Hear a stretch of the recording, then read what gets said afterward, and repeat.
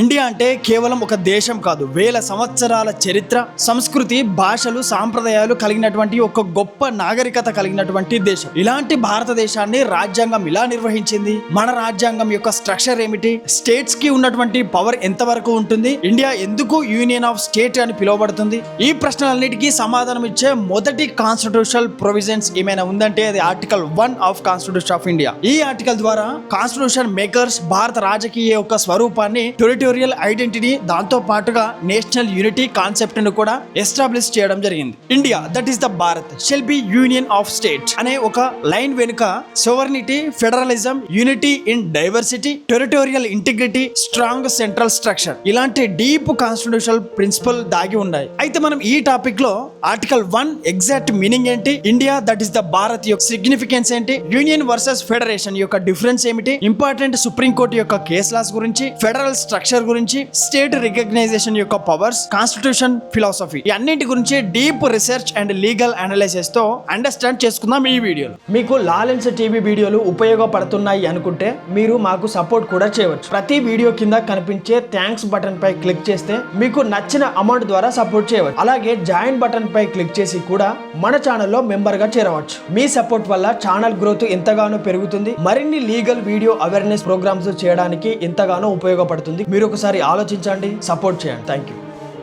Article 1 is the not a justice beginning of the Constitution. It is the Constitution Identity Card of India. భారత రాజ్యాంగంలో ప్రారంభమయ్యే మొదటి article అంటేనే చాలా powerful. ఇది article 1 of the constitution of India అని సూచిస్తుంది. ఈ యొక్క ఆర్టికల్ అనేది సింపుల్ గా కనిపించినా కూడా దీని వెనుక మొత్తం భారతదేశ రాజకీయ నిర్మాణం కలిగి ఉంది. Sovereignty, federal structure, territorial integrity, national unity వంటి కాన్సెప్టులు ఉన్నాయి. అయితే ఆర్టికల్ 1 బేసికల్లీ 3 ముఖ్యమైనటువంటి విషయాలు చెబుతుంది. ఒకటి, ఇండియా యొక్క పేరేమిటి, ఇండియా యొక్క స్ట్రక్చర్ ఎలా ఉంటుంది, ఇండియా యొక్క టెరిటరీలో ఏమేమి ఉంటాయి, ఈ అన్నిటి విషయాల గురించి ఈ యొక్క ఆర్టికల్ అనేది తెలియజేస్తుంది మనకి. ఆర్టికల్ 1 క్లాస్ 1 ఏం చెప్తుందంటే India that is the Bharat shall be union of states అని పిలుస్తారు. దీని యొక్క మీనింగ్ ఏంటంటే ఇక్కడ కాన్స్టిట్యూషన్ మేకర్స్ 2 పేర్లు అఫీషియల్ గా యాక్సెప్ట్ చేశారు. ఒకటి ఇండియా, రెండోది భారత్. అంటే ఇంటర్నేషనల్ ఐడెంటిటీ కోసం ఇండియా అని పిలుస్తారు, కల్చరల్ సివిలైజేషన్ ఐడెంటిటీ కోసం భారత్ అని పిలుస్తారు. అయితే India that is the Bharat అని ఎందుకు పెట్టడం జరిగింది అంటే కాన్స్టిట్యూషన్ అసెంబ్లీ డిబేట్స్ దీనిపై చాలా చర్చ జరిగింది. కొంతమంది సభ్యులు ఏమంటున్నారంటే భారత్ మాత్రమే ఉండాలని, మరికొందరు ఇండియా ఇంటర్నేషనల్ రికగ్నైజేషన్ కోసం అవసరం అన్నారు. అయితే ఫైనల్లీ అందరూ కాంప్రమైజ్ అయ్యి India that is the Bharat అని పేరు పెట్టడం జరిగింది. ఇది modern style plus ancient civilization కి రెండింటికి ఉపయోగపడుతుంది అని ఆ యొక్క కారణం చేత రెండింటిని India that is the Bharat అని 2 పేర్లు ఉంటాయి భారతదేశానికి. ఇది ఒక పొలిటికల్ ఫిలాసఫీ. కాన్స్టిట్యూషన్ మేకర్ యొక్క ఇంటెన్షన్ ఏమిటంటే ఇండియాను లూజ్ ఫెడరేషన్ లాగా కాకుండా స్ట్రాంగ్ యూనియన్ గా బిల్డ్ చేయాలని అనుకున్నారు. అయితే యూనియన్ అని ఎందుకు అంటే డాక్టర్ బిఆర్ అంబేద్కర్ గారి యొక్క ఎక్స్ప్లెనేషన్ ఎలా ఉందనంటే ఇండియా స్టేట్స్ కలిసి అగ్రిమెంట్ చేసి కంట్రీ క్రియేట్ చేయలేరు. అన్లైక్ యుఎస్ఏ అంటే state first existed then federation formed అని యుఎస్ఏ ప్రకారం ఉంటుంది. కానీ బట్ ఇండియాలో మాత్రం nation first, state later recognise. అందుకే స్టేట్ కి సక్సెషన్ రైట్స్ అనేది లేదు. ఏ రాష్ట్రం కూడా మేము ఇండియా నుంచి బయటకు వెళ్తాం అని చెప్పడానికి కూడా వీలు లేదు. అలా తయారు చేసి ఇవ్వబడం జరిగింది భారత రాజ్యాంగం. స్ట్రాంగ్ సెంట్రల్ స్ట్రక్చర్ గా అంటే article 1 indirectly strong centre concept ని సపోర్ట్ చేస్తుంది. ఎందుకోసం అంటే defence, foreign affairs, national security, emergency powers. Centre దగ్గర పవర్ఫుల్ కంట్రోల్ ఉంటుంది వీటి విషయం పైన. Unity in diversity, different language, different religion, different culture, different tradition అన్ని కూడా ఒకే యూనియన్. ఈ కాన్స్టిట్యూషన్ స్పిరిట్ ఆర్టికల్ 1 నుంచి మొదలవుతుంది. అయితే ఆర్టికల్ 1 క్లాస్ 2 ఏం చెప్తుందంటే the state and the territory therefore shall be as a specified in the first schedule. దీని యొక్క మీనింగ్ ఏంటంటే ఇండియాలో ఏ స్టేట్స్ ఉన్నాయి, ఏ యూనియన్ టెరిటరీస్ ఉన్నాయి, అవి కాన్స్టిట్యూషన్ ఫస్ట్ షెడ్యూల్ మెన్షన్ చేసి ఉంటాయి. ఉదాహరణకి తెలంగాణ, ఆంధ్రప్రదేశ్, కర్ణాటక, ఢిల్లీ, పాండిచ్చేరి ఎక్సెట్రా వంటివి. అయితే ఇక్కడ ఆర్టికల్ 1 క్లాస్ 3 ఏం చెప్తుందనంటే ఆర్టికల్ 1 క్లాస్ 3 అనేది ఇండియా టెరిటరీని డిఫైన్ చేస్తుంది. India territory includes territory of states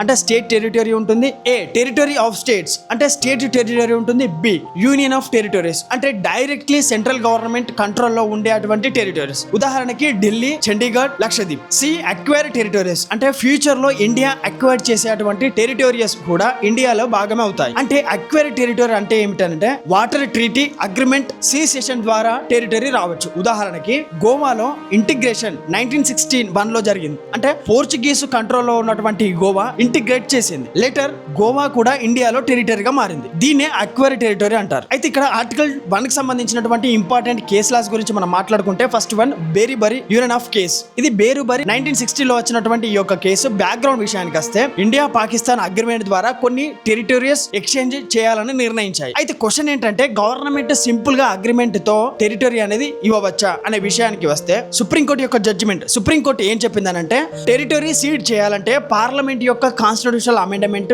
చేయాల్సిందే, సింపుల్ ఎగ్జిక్యూటివ్ పవర్స్ కు సరిపోదు అని చెప్పింది. ఆర్టికల్ 1 ప్లస్ టెరిటోరియల్ సోవర్నిటీ పై ల్యాండ్ మార్క్ జడ్జిమెంట్ గా మారింది ఈ యొక్క కేసు. దీని ద్వారానే 9th కాన్స్టిట్యూషనల్ అమెండ్మెంట్ వచ్చింది. Keshavananda Bharati versus state of Kerala గురించి ఈ కేసు డైరెక్ట్ గా ఆర్టికల్ 1 గురించి కాకపోయినా సరే ఇది బేసిక్ స్ట్రక్చర్ ఆఫ్ డాక్టరీన్ ని ఎస్టాబ్లిష్ చేస్తుంది. ఎందుకోసం అంటే relation with article 1 Keshavananda Bharati case court indirectly emphasise చేసి చెప్పింది. ఏమని? Unity of India, sovereignty, federal structure, territorial integrity ఇవి యొక్క కాన్స్టిట్యూషన్ బేసిక్ స్ట్రక్చర్ యొక్క భాగాలు అని చెప్పింది. ఫోర్త్ కేసులో SR Bommai versus union of India ఈ కేసులో ఫెడరలిజం పై ల్యాండ్ మార్క్ కేసు వచ్చింది. కోర్టు ఏం చెప్పిందంటే federalism is the part of basic structure but India federalism యొక్క unique strong centre autonomous states. ఈ యొక్క కాన్సెప్ట్ అనేది ఆర్టికల్ 1 నుండి ఆర్గనేట్ అవుతుంది. Relation between article 1 and federalism. India pure federalism country అనేది కాదు, ప్యూర్ యూనిటీ కూడా కాదు. India quasi and federal structure. దీని యొక్క మీనింగ్ ఏంటంటే ఎమర్జెన్సీ సమయంలో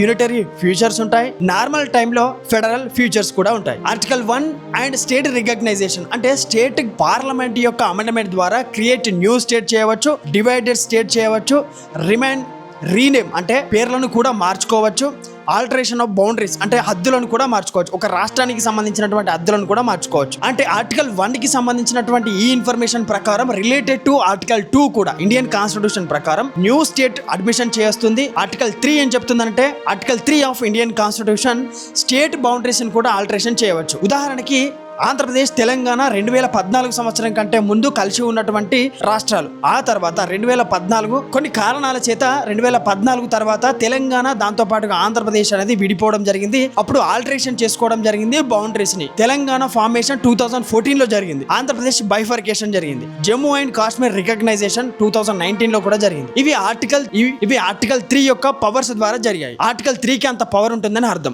అయితే జమ్మూ అండ్ కాశ్మీర్ యొక్క ఇష్యూ ఆర్టికల్ 1 ప్రకారం 2019 తర్వాత జమ్మూ అండ్ కాశ్మీర్ రికగ్నైజేషన్ ద్వారా స్టేట్ ను స్ప్లిట్ చేశారు, యూనియన్ టెరిటరీస్ కూడా చేయడం జరిగింది. ఇది ఒక parliament power under constitutional schemes ద్వారా. ఇక్కడ ముఖ్యమైన కాన్స్టిట్యూషనల్ కీస్ ఏంటంటే sovereignty, union of state, territorial integrity, federalism, unit in diversity, strong centre, constitutional supremacy. It's laid down to political identity, territorial structure and constitutional philosophy of the India. The expression India that is the Bharat shall be of in the union states. This is the reflecting ancient civilization, modern democratic governance, national unity, territorial integrity, and Article 1 is the constitutional declaration that India is one of the sovereignty nation where the diversity exists within the unbreakable union. Thank you. This is Konganti Raju from Lalensi TV. Let's follow on Lalensi TV.